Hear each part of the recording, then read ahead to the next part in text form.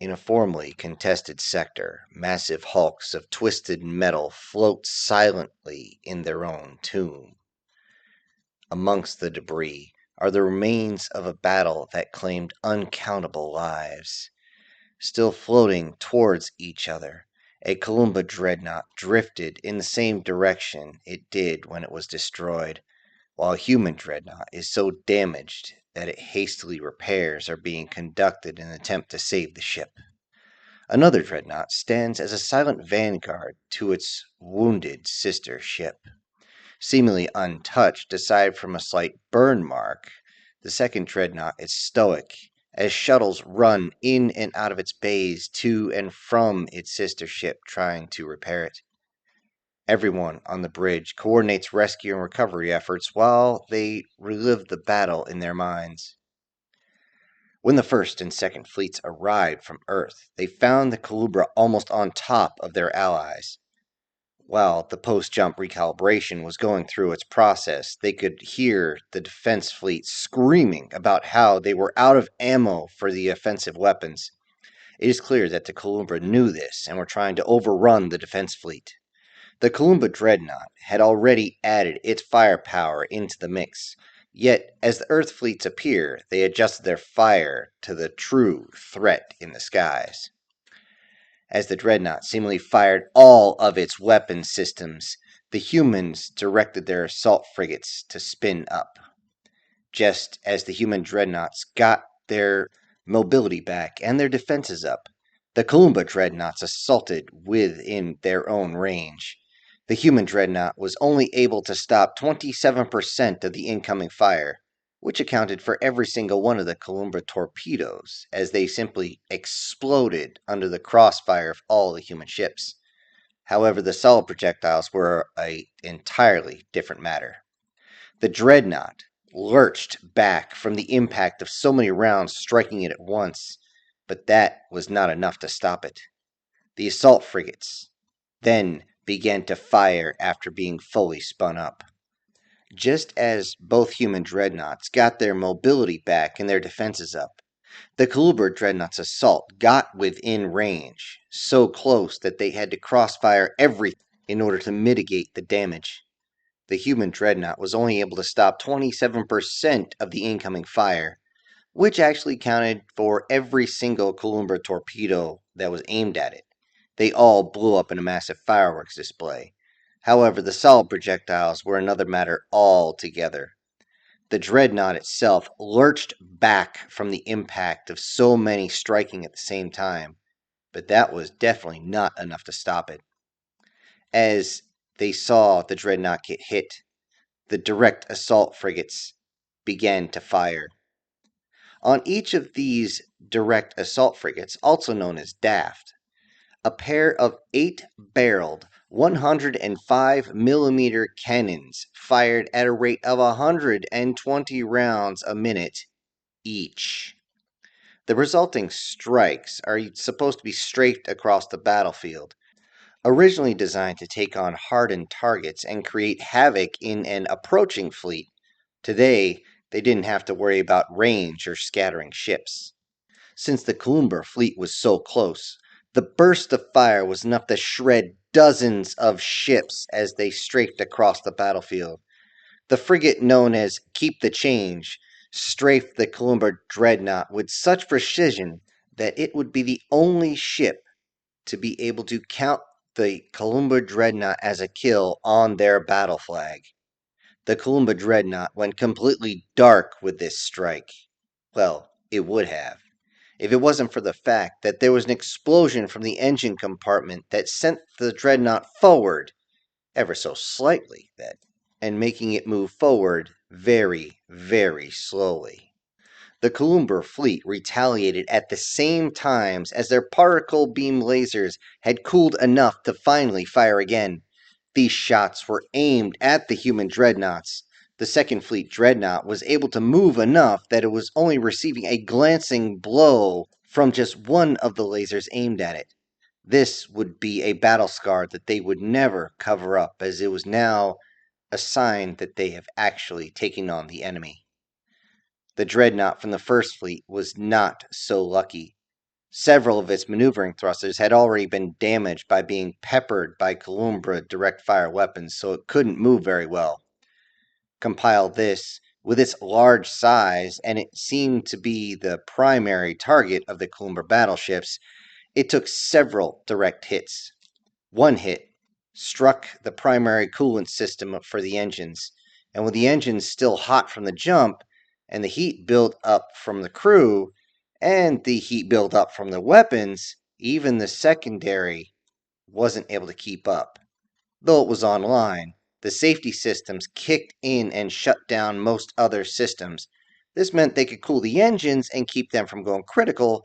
Unfortunately, this left the ship defenseless outside of the 50 centimeter thick outer hull and the 8 centimeter thick inner hull. While this was going on, there was still the rest of the fleet to deal with. This would be easy if it was open warfare. Now that there were so many random hulks floating in the void between the humans and the Columbra, range was no longer an advantage. The Columbra used this to get close, get personal, and empty their weapons at the human ships. Now that they had the debris field to maneuver around, the Columbra believed that they could still win. They believed that their numerical advantage would still win a necessary victory through attrition. Wrong again. The human battleships had not shown what they were capable of. On all sides, turrets rotated in all different directions, seemingly target as many Columbra ships as possible. As the human battleships moved to the front of the formation, they began to open hellfire. Being so close, there was no way even the smallest corvettes of the Columbra could get clear. Reaction times are just not that fast. As ships started blowing up all around them, some Columbra ships tried to use the debris field as cover and concealment. The debris field may be able to conceal the ships for a while, but it does not work as cover. The turrets on the human battleships are dual coil guns chambered in 205 millimeter, and these could easily pierce through any chunk on the debris field, striking the target on the other side as it pierced through without hesitation. If the projectile was somehow deflected, it would simply tumble through space, spinning as it tore through everything in front of it, tearing it to very small chunks. In one case, spinning sideways like some sort of strange double-edged sword as it cut clean through another one of the Columbra ships. Seeing their fleet being torn apart around them, the remaining ships decided to say screw it and ran for it. However, less than 30% of those that withdrew would make it far enough to jump safely. The rest were taken out as they tucked their tails and slithered off into the night. The battle was over. With recovery and repair operations starting, only a few offensive ships had to stay as a guard. The rest were sent to back up the other sectors. This meant that all the battleships left with a few support destroyers. The Dafts remain, just in case the Columbra smell blood in the water and decide to come back. Even with the latest jump tech, it takes a lot of time to travel. This is space after all. It was during this time in this movement that they heard the call come across the radio. They heard a phrase that made everyone's heart drop. Snake in the grass. Everyone knew what this meant and pushed their engines even harder, as they knew that this meant that the Columbra had made planetfall. Upon hearing this, the fleet admiral called his friend from the bridge of the dreadnought from the First Fleet. However, before the admiral could even start talking, the general spoke. I'm on my way, and hell is coming with me. On the planet Jameson 4, the Columbra made planetfall nearly unopposed. Most of the landing was in the very outskirts of the nearest city there was. With the buildings in the distance, it made it easy for the Columbra to realize to head in that direction. The shuttle pilots wait just long enough for those that are heading out on the ground to grab all their weapon and get the heck off their shuttle and then they don't wait before immediately lifting off. As the pilot breaks free from the planet, they can all see the first wave of reinforcements that are heading for the surface. All the pilots seem to laugh over the comms as they realize the heavy weapons are heading to the surface, and with that, and orbital fire support, the planet will soon be theirs. Thinking of this, the pilots begin to drool, thinking of the first human they will eat. Perhaps they'll even add some of that special sauce they got from the humans to make it slide down and much more tasty. As the Columbra move across the farmlands, they try to get close to the livestock for a little bit of extra provision. This proves to be very difficult, as much of the livestock is very fast and surprisingly agile. There was an additional concern, as the young snakes had not learned about. Much of the livestock is actually dangerous. They would chase a very tall, hooved animal to the edge of its pen where it could not get out, and once it was cornered, they found out that it would rise up high and try to crush them with the front hooves. This was child's play compared to what would happen if you ever got behind one of them. A different type of hooved animal moved in groups, this one with horns, and it simply moved as though it was trying to protect its young. The horns of the females are bad, but all of creation helped those who got in the way of the angry males that seemed to show up. It would come at the snake with such mass and fury that they believed that they could test their own mettle against it. The hooved males nearly sent the young male snake back to the shuttles, which were currently in orbit, as the power was nothing they ever wanted to trifle with again. This was simple to deal with compared to a different type of four-legged hooved animal that they found. This one was dark brown with massive skulls that would act similar to those they had fought before, yet they were far more aggressive and many times more powerful, sometimes ramming into one of the young warriors and crushing them just with a strike. Then they would try to take down the avian creatures that the humans seemed to be keeping as pets, perhaps as food, yet they would seem to cut the snakes a very wide berth and not let the snakes get anywhere close.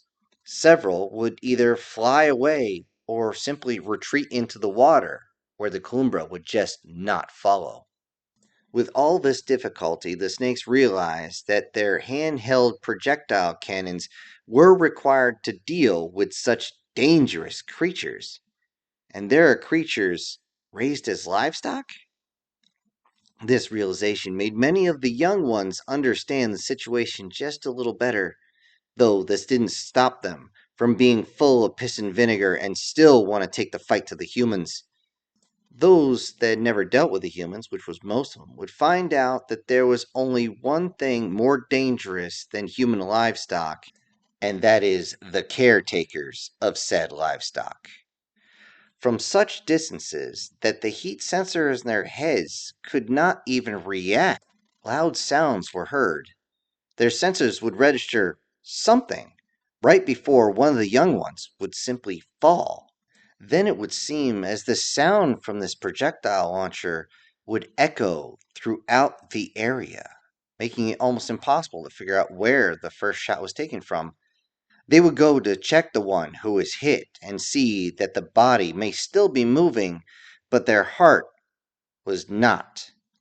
There would be a massive wound in the chest that destroyed one of their hearts, damaging the other, or maybe even the neck or the head. The shock of which seemed to blow the Columbra's mind. In blind fury at this seemingly cowardly strike, the Columbros would fire into the area they believed the shot came from and began to charge. Then a shot would come from a totally different direction. This would pull the force in another direction entirely. This strange dance would continue as shots would echo from different areas until they found a human with their primitive slug throwers.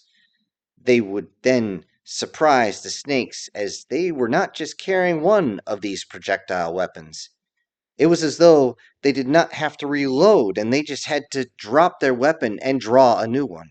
Though the older humans seemed to be very well practiced in reloading so that they can continue with their primary weapon, seeing it in action, it was not as fast as one would think, yet it was extremely smooth and well practiced. The young humans were much more clumsy and also brash, as they would bust their whole combat load into the closest snake's face that they see. They caused many casualties, but with reinforcements coming down, the movement just would not stop from the invaders. Finally reaching the edge of the city, the Kumra faced stiff resistance. It was as though every portal had a projectile coming out of it. Even the introductions of heavy weapons seemed to only pause the human projectiles for a moment.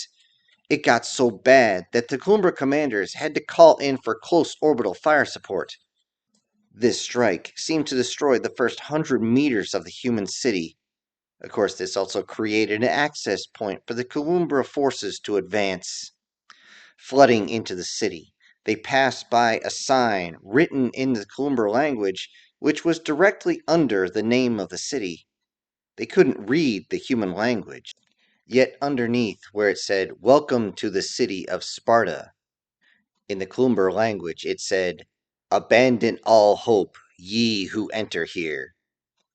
As the Klumber entered the city, they faced nothing but a massive kill zone.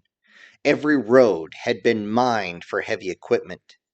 Every building was booby-trapped with high explosive, chemical weapons, even non-lethal bursts of light and noise that seemed to cripple their senses for just a moment, but that moment was enough for a human to simply jump out of nowhere and do serious damage or simply to kill. Every bridge was destroyed or sabotaged, and every road and alley was a trap. Many of the Columbra would realize that the traps are primarily out of the first floor of the buildings, so they would simply use their coils to raise themselves up to the second or third floor to engage the humans through the side portals covered by some sort of melted transparent sand. Then, once they cleared it, they would enter through the sides and engage in hand to tail combat with the humans. Inside the smaller rooms in these buildings, which were designed for humans, the humans had the advantage of mobility, yet the Kumbra still had the speed and strength advantage. That didn't seem to stop the humans from swinging any item they could find at the Kumbra. Most humans would strike with anything sharp. This could be a knife, an axe, a sword, a spear, a sharpened stick, or anything even broken. Some even tried to strangle a Columbra, not realizing that the long Columbra tail was still in play and would simply grab them and throw them off. Though they found out quick that the humans who were more professional would do this with great success, as they would use a thin wire that would very quickly cut into the neck so deep that the only thing left holding the head onto the body was the spine.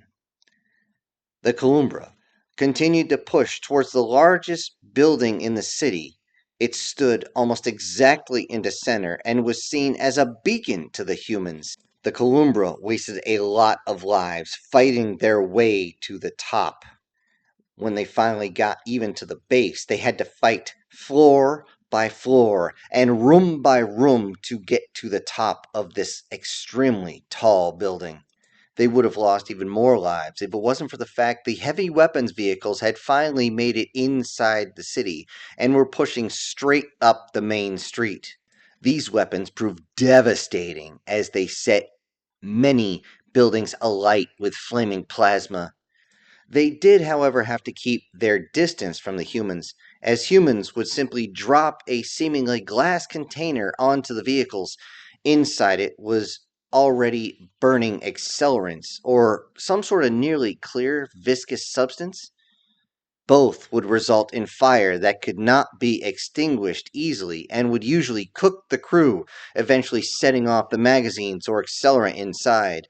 The resulting explosion from these vehicles was absolutely horrific, as it was a ball of fire.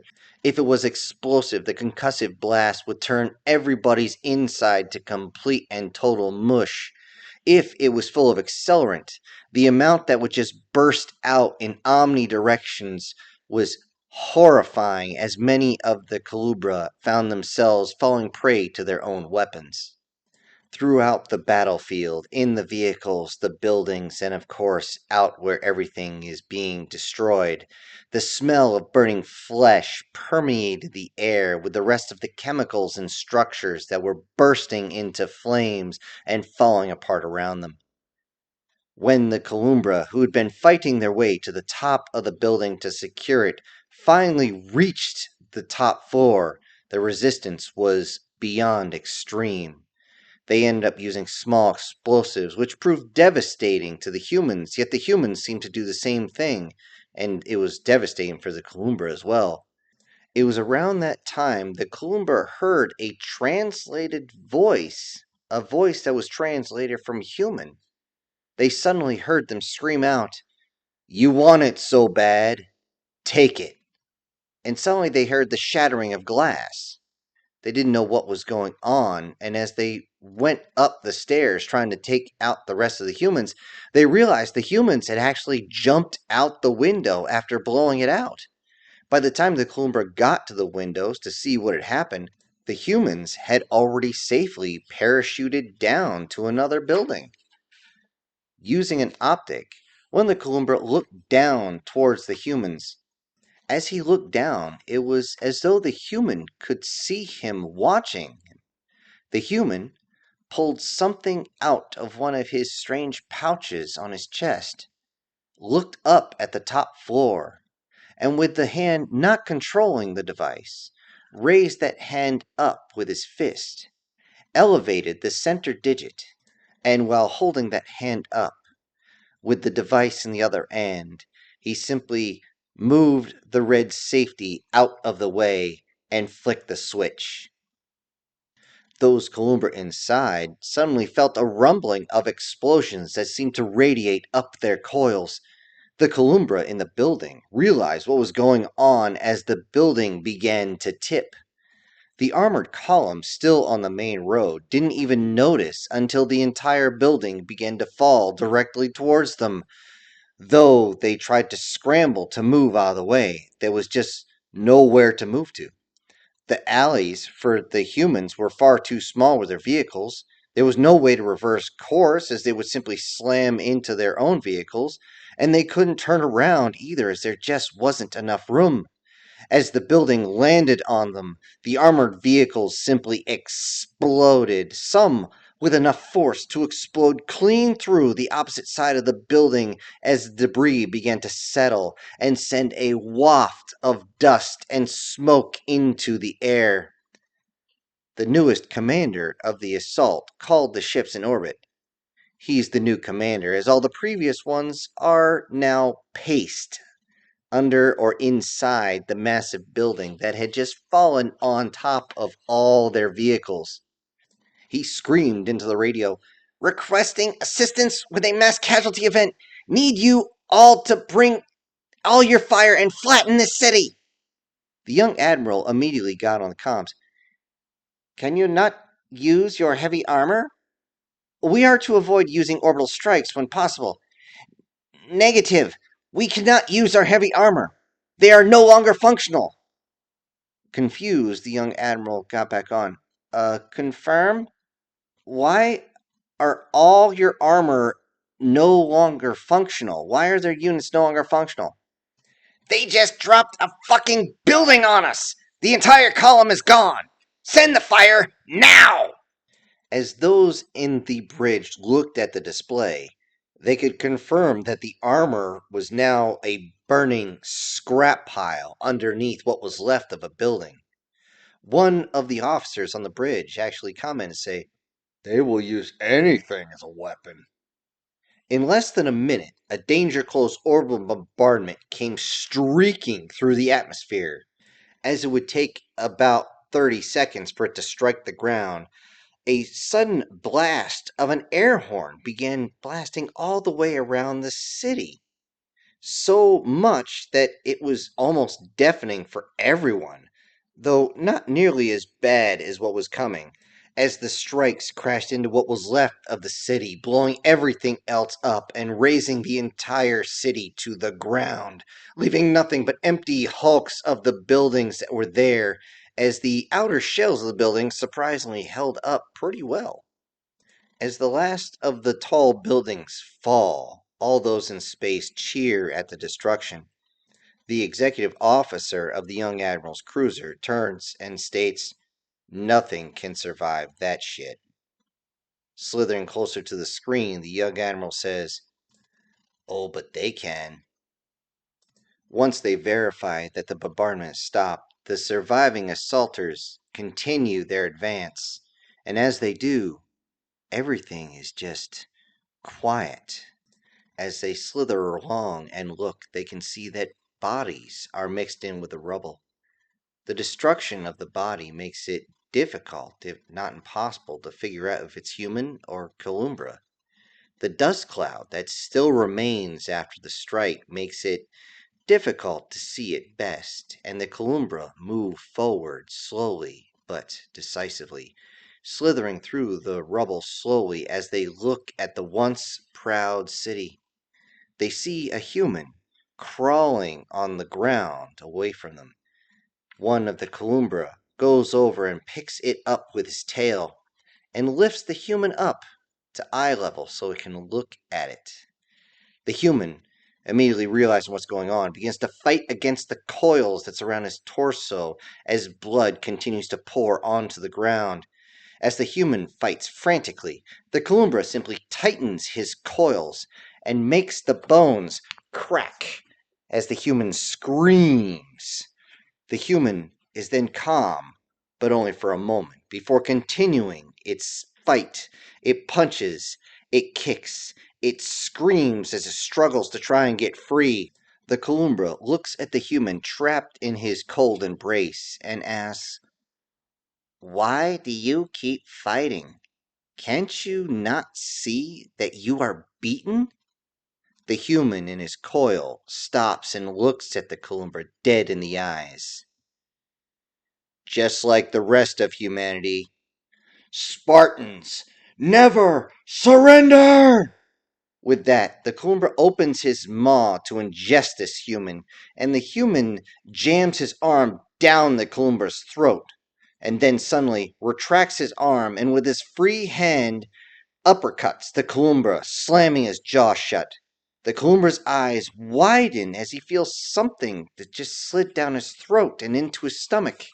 The human, in his coils, smiles that predatory smile as the few seconds tick by. Then there is a muffled explosion as it blows the Columbra in half. The grenade that was shoved down his throat had burned its fuse, and now the human is falling as the tail no longer is attached to the head. In fact, there's no head, there's no heart, there's no lungs, there's no upper part of the Columbra. As the Columbra blood sprays across everyone close by, shock is the only expression in their faces. Realizing that they are covered in the blood of their brethren, a few begin to freak out, but they don't have time to freak out. From every direction, the sound of ballistic weapons can be heard. Bullets seem to be coming from every direction as the flashes of light illuminate silhouettes of bipads, but only for a moment.